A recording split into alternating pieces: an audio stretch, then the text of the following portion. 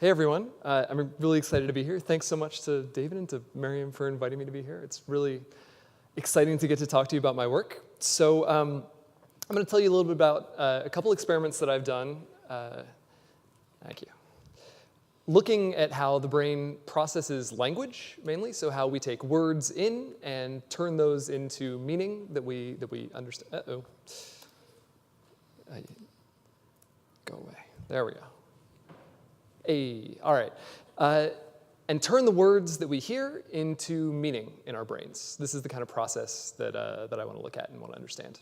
So let me first say, you've seen this many times before, maybe a sort of traditional cognitive neuroscience experiment. Am I controlling this? That is more, maybe, okay, there we go. So in a traditional cognitive neuroscience experiment, which you've seen some examples of today already, you might ask, which parts of the brain process places, and you show people some images of houses and buildings and show them some images of other stuff like food. You record their brain activity, subtract those two, and then you say, this part of the brain is more active to places than food, therefore that's the place area. You might do this with faces to get like the face area in the brain. And we've learned a lot about how the brain works using these kinds of techniques. But that's not the kind of experiment that I do. So let me explain what that is. I do a natural stimulus experiment. So in the first experiment that I'm going to talk about today, I have people listen to stories, listen to naturally spoken narrative stories. The stimuli that we used were actually from the Moth Radio Hour, which some of you might be familiar with. It's a storytelling show on PRI, where they have people tell true autobiographical stories. They're really fascinating, they're engaging, they're interesting, they're fantastic, just wonderful stories to listen to. So we just take people, we stick them in an MRI scanner, and then we play these stories for them. Okay, it's not controlled in any way. We don't have a baseline condition. We're just playing the stories and then looking at how the brain responds to them. And then we're going to use fancy computational methods to try to figure out how the brain is processing that information. So the technique that we use, as you can see here, and I just mentioned, is fMRI. This is a functional MRI. It's really an awful technique for measuring brain activity. You're recording blood flow in the brain, which is not neurons, right? This is some like really downstream consequence of neural activity, but it's the only real way that we have in humans of measuring activity that is both very high resolution, high spatial resolution. So we can see sort of very fine detail across the brain, which parts are active at which times. So this is an example of an anatomical image. Okay, no laser, that's fine. So this is an anatomical image of somebody's brain that we get from MRI. And what we do to visualize the data is we can create a three-dimensional model of their cortical surface like this. We can expand the three-dimensional model so that we can see the entire surface at once, so that we can see down inside the folds. We can make some virtual cuts into it, and then flatten out the whole cortex so that we can see the entire cortex all at once in one of these two-dimensional views. This is called a cortical flat map, and this is just a technique that we use to visualize the data. And I'm going to be showing you a lot of pictures that look like this, where we look at activity in different parts of the brain, so I want you to get used to looking at this kind of thing. So kind of in the middle right here, this is the back of the brain. So this is the visual cortex, and this is the prefrontal cortex off on the left and the right. And these areas that we've outlined in white are places that we know kind of what they do. They're known areas, they're known visual areas, known maybe somatosensory and motor areas that we've isolated using different kinds of localizers. Okay, so we take people, we put them in the MRI scanner, we play them stories. I want to show you an example of what that looks like, what this data looks like, before I tell you how we model it. Okay, so this is one person's brain. It's flattened out. What you're going to see in red and blue is parts of the brain that are more or less active over time. So red is for more activity, and blue is for less activity. And you're going to hear about 45 seconds of little snippets of stories here. What a crazy world we're bringing our children into. He thought it sounded like the kind of statement that brings people closer together, pointing as it did to their common fate. But the sexy mom just glared at him and took the healthy living supplement too, without asking. He put Lilia in charge of the party while he was gone, and then he walked downstairs. And there must have been 5,000 people milling around, wrapped in furs or long overcoats or ski parkas, leather jackets, high school and college kids, heavily champagned 60-year-olds, linking arms and singing. Only the 2 front windows with white shades lowered were not somehow blanketed. Your eye was constantly drawn to where the material converged mid-ceiling, punctured by a dazzling pink spotlight that looked like it might have just vaporized a flamingo. Okay, so the game that we're going to play now is we're going to look at this activity, look at how it's going up and down in each of these spots, and we're going to try to match it to what's going on in these words. Right? We're going to try to figure out what words or what kind of stuff in the story causes each little piece of brain to go up or down in activity. Okay, we can turn this whole modeling process into a game that way. So each little piece that we're measuring here, we call them voxels. They're 3-dimensional pixels, volumetric pixels. And the technique that we use is called Voxelwise modeling. So we're going to build an entire computational model for each voxel in the brain. That works like this. So this is just the sort of general schema of how this experimental procedure works. So we take natural stimuli, like I talked about the stories. We play them for our subject. We record fMRI data. Then we take these same stimuli and we project them into some feature space. We extract some kind of information from the stimuli that captures something that we think the brain is representing about them. Okay? Then in this first stage, in the estimation stage, we're going to take the hypothesized features that we pull out of the stimuli and the fMRI data, and we're going to use that to estimate these voxel-wise regression models. So these are the models that try to predict brain activity based on the features. Then in stage 2, and this is important, we take new stimuli, we play them for our subject, we get new brain data. We project those new stimuli into our feature space, and then we use the models that we fit in the first stage to try to predict the brain data. Okay, so we just use the model that we already fit before and use it to predict entirely new data, and we can measure how good that prediction is. We can test how well did we do at actually predicting the brain data, and that gives us a really good metric for how much we understand about this process. And if this works well, if the predictions are good, if we get high correlation between our predicted and actual brain data, then we can go into these models and we can start to interrogate them. We can ask, what is it about the stimulus that actually drove the response in each of these voxels? Right? We can try to interpret what's happening in the models. I'm going to show you an example of that too. An equation. Don't be afraid. This is a really simple one. So this is the dumbest model that we might fit to this data. And this is sort of a straw man, but bear with me here. So this model is just that we might say that each voxel responds some amount to each word. So every time you hear a word like penguin, each voxel has a number and says, like, I'm going to increase my response by 0.1 every time I hear the word penguin. Or I'm going to decrease my response by 0.3 every time I hear the word penguin. So this is just saying that the response over time is a product of these weights, these betas, so that finding the amounts, this is sort of our game now, is we want to try to find the amount by which the voxels change their activity to each word, multiplied by these word variables. So like I said, we want to find these betas, right? And this is just a way of expressing mathematically what we're doing to try to find these betas. So we can fit this model, we can test it on held out data, and this is showing how well it can predict the brain activity. Okay, so this is on this flattened map. The parts of the brain that we can predict significantly, like better than you would expect by chance, are shown in red or yellow here. Yellow is good, red is meh. And this works okay. We get like a little bit of prediction here. I say mediocre, you have no basis for comparison. You could think this was great if I said it was great, but it's not. It's just okay. So what can we do to make this better, right? How can we take this dumb model and turn it into a smart model? So one thing that I'm really interested in, like I said at the beginning, is meaning, right? How do we represent meaning in the brain? So one way that we might improve this model, make it smarter, would be to include information about meaning. What if we suppose that we had similar responses to words that have similar meanings? Okay, so month, week, and hour, these are all words that have to do with spans of time. Maybe if a part of the brain responds to month, it also responds a lot to week and a lot to hour. Right? This is a prior that we could add to this model. It's prior information that we can incorporate. We can guess these sort of similarities before we even fit the model using a technique from computational linguistics. It's based on this idea called the distributional hypothesis, that you shall know a word by the company it keeps. which says that we can say something about the meaning of words based on how they're used in language.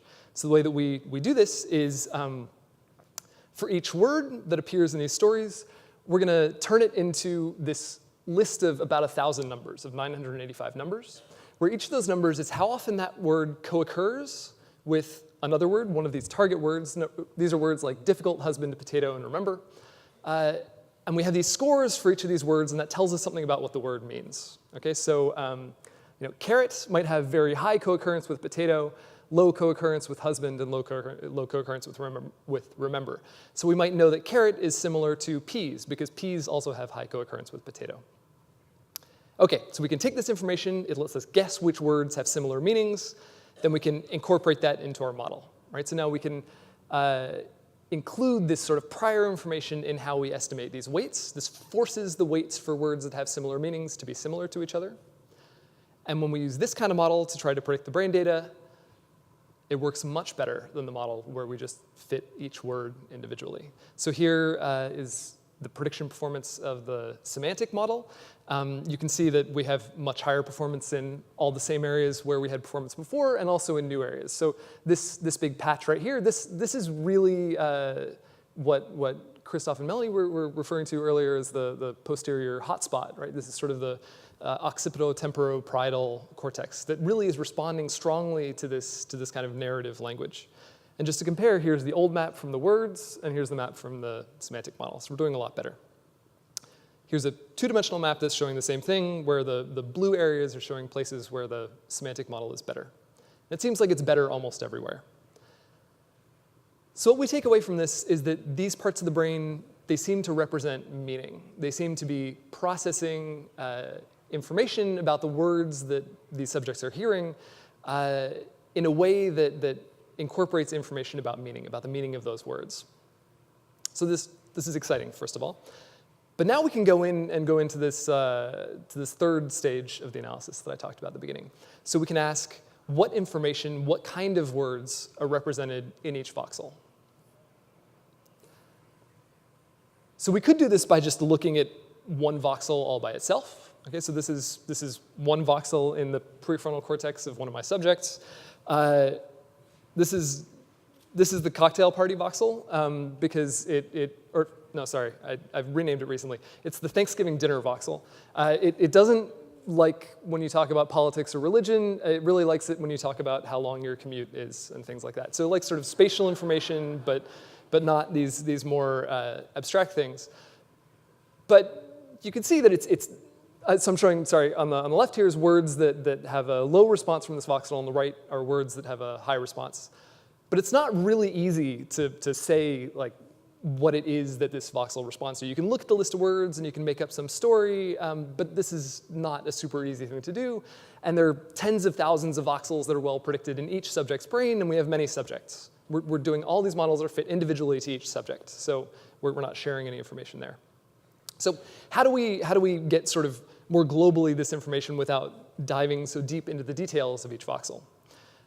I'm going to skip some details here, but the big idea is that we're going to take these models and we're going to reduce them down to just a few dimensions. There were originally around 1,000 dimensions that we fit in these big computational models, and we're going to reduce them to 3, and then we're going to visualize those 3 dimensions using colors. And that's what I've done here. So this is showing a map of one subject's brain, where I've colored each voxel according to what sort of broad category of words causes that voxel to respond. Okay, so voxels that have similar colors will respond to similar words, and the kinds of words they respond to are shown in this little map up at the top here. So voxels that are green respond a lot to words that describe sort of visual or tactile things, so what things look like, what things feel like to touch, sort of place things.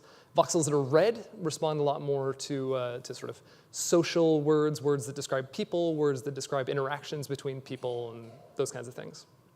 So what we can see here is that these parts of the brain that were sort of well predicted by this model, so we had this big sort of swath of cortex right here that was all well predicted. It's not that it's all doing the same thing at all. It's actually broken up into a lot of little areas where each one is doing a different kind of thing. Each one is processing different kind of information, is representing different content from these stories. It's responding to different words. Okay, and I think it's really interesting too that this posterior hotspot of maybe consciousness of the part of the brain that's really critical for consciousness is this ring right here. This is the junction between the occipital, parietal, and temporal lobes right here that's surrounded by visual cortex, auditory cortex, and somatosensory cortex, and seems to be joining together all those kinds of information, which is something that we'll get more to in a moment. So this was exciting. If we look at multiple subjects, so this is showing 3 different subjects. This is just their left hemispheres flattened out on the bottom and their full brains in 3D on the top. You can see that these patterns are really similar across subjects as well. They're seemingly highly conserved. You can see a lot of the same sort of small features in each of these maps. So there's a little purple patch right here in each subject. There's a little sort of brown patch right here in each subject. And there are a lot of these little patterns that you can find. So there's a lot of commonality in these representations that are very high level, right? These are certainly learned representations. It seems, it would be surprising if representation of all these concepts that we hear about in language are things that are sort of genetically encoded in our brain structure. And yet they end up almost the same in everyone. Okay, so that's most of the story about language. That's where I'm going to leave the language part of this talk. And next, I'm going to talk a little bit about how this might be related to representations from vision.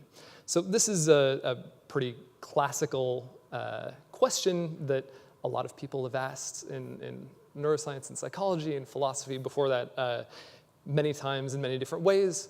If you see something, if you see a dog and you hear the word dog, in each case it's eliciting some brain activity, are those two patterns of brain activity there related in some way? What's common in your brain between seeing a thing and hearing the word? Right? This is a basic sort of interesting question. So I happened to have done this other experiment where we had data from a lot of the same subjects, so I thought that we could maybe use this experiment to answer some of these questions. So let me describe this experiment to you kind of briefly. This is a very similar experiment to the first one I talked about, but instead of having the subjects listen to stories in the scanner, we had them watch clips from movies in the scanner. So each subject laid in the scanner and watched clips from about 2 hours of movies. They were mostly Hollywood movie trailers and stock footage reels and those kinds of things. And we'd also gone through all these movies and we'd labeled all the things in them. Okay, and the subjects didn't see these labels that you're seeing here, they just saw the movies. But we gone through, and for each second of the movies, we labeled all the stuff. So we labeled, when there's a horse in it, when there's a mountain, average, I think, about 8 labels per second, like all the stuff that was going on in that second. That looks kind of like this. And then we can use those labels to fit exactly the same kind of model that we did for the language, right? So we can treat it in exactly the same way. We can treat it as if actually the labels were words that were spoken, during that 1 second. The model essentially is agnostic to input modality. It's just trying to, predict the brain activity based on sort of the semantic content of the stimulus. So we use the same sort of word co-occurrence scheme that I used for the language to build this model of the visual processing. We can take this model, we can test it on new data, again, like I said we do, which is a critical test.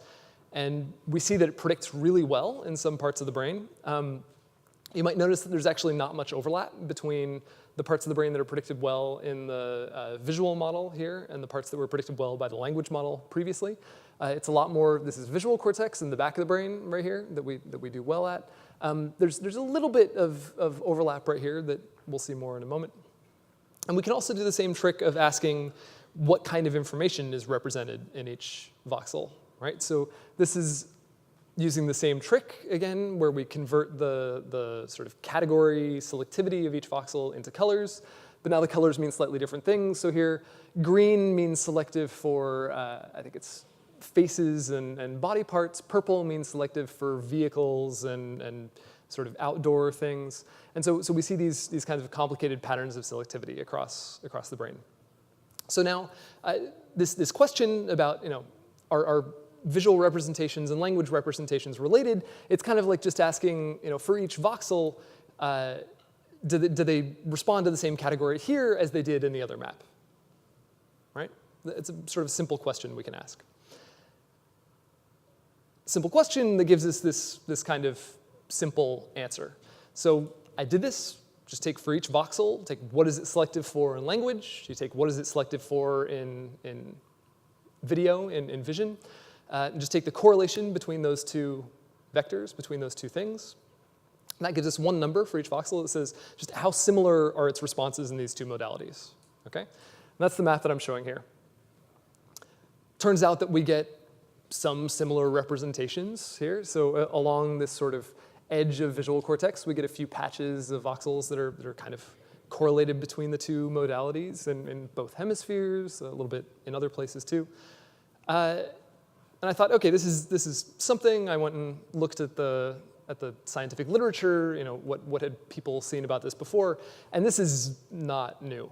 This is entirely something that had been seen many times before. It turns out that essentially every time there's a new technique for measuring brain activity, people go and ask this same question, which is vision versus language, what's going on? And they get this same answer every time, that it's these patches of brain that essentially respond the same to words and pictures. So I thought, that's fine. We can publish this. It'll just be another version of the same thing, whatever. But then we noticed something kind of cool. So this is a screenshot from, so I made this website, this viewer, where you can go and look at the language data that I showed earlier. You can play with the 3D brain, and you can click on things and see what parts of the brain are selective for. It's a lot of fun. I recommend it, but I was playing with this, and I noticed something that kind of didn't fit or didn't seem right here. And it was this. So this little part of the brain here, the PPA, this is the parahippocampal place area. And this is one of those areas in your brain that becomes active when you imagine walking around your house, right? So this is one of the things that you use to study these vegetative state patients. And it's known that this part of the brain, it really responds a lot when you see buildings or 3D scenes or things like that. Anything that sort of evokes place to you, it becomes active. And what I found clicking around here was that, so there's this kind of brownish color right here that really corresponds to selectivity for place words.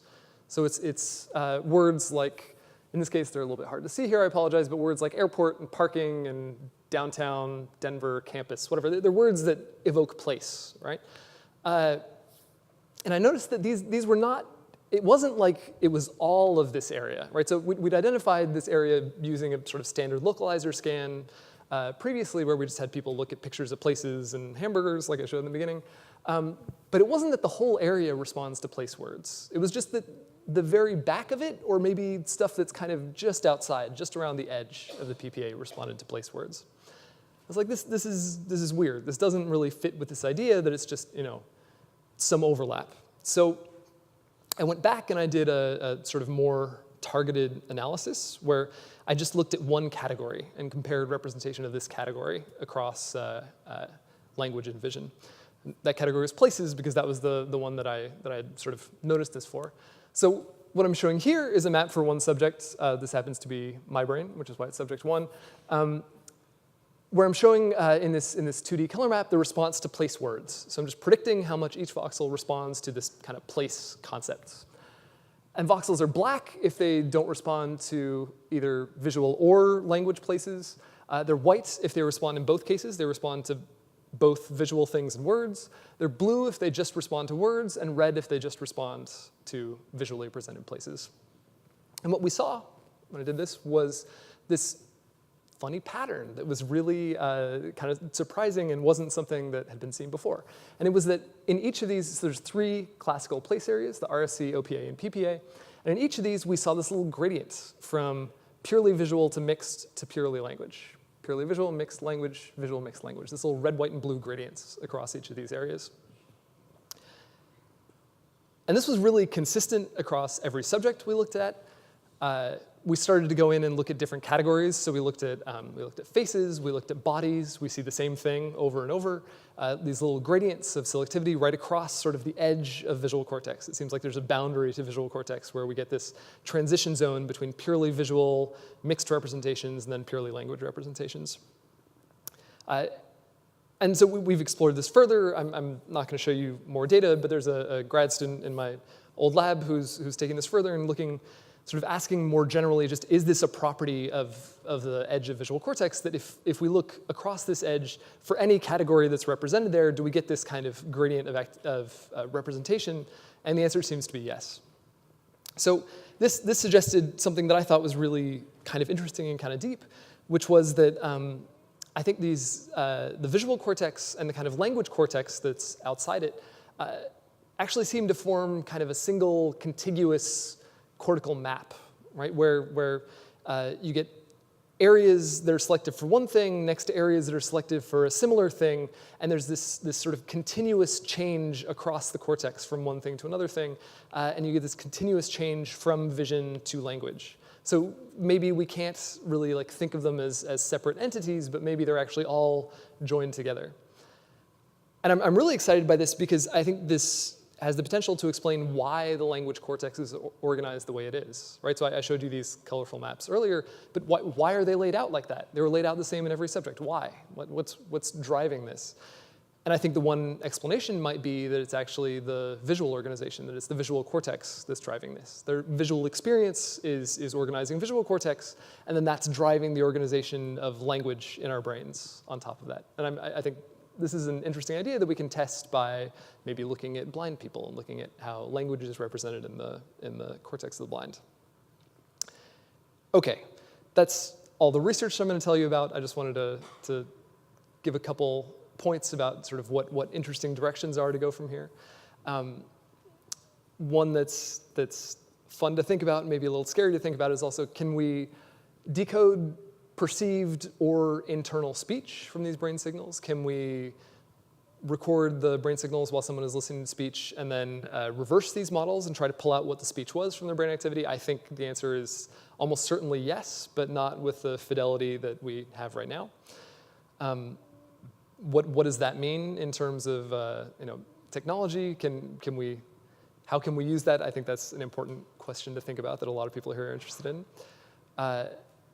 How do these maps vary across subjects or across subject groups, right? So we looked at how different words are represented across the cortex. Is that different in people who maybe have autism or people who have other sort of are not neurotypical in that way? I think that this might prove to be an interesting tool for looking at brain disorders. And how do these maps relate to other representations other than vision? And I'm really interested in looking at this question of touch, of somatosensory cortex. Is that related to language in the same way that vision is? And I think that would be a really neat thing to find. So I just want to close by thanking the people who were really heavily involved in this research, mostly Wendy DeHeer, who was a graduate student who worked with me on the language study and contributed massively to that, and my old advisor, Jack Gallant. And thank you all.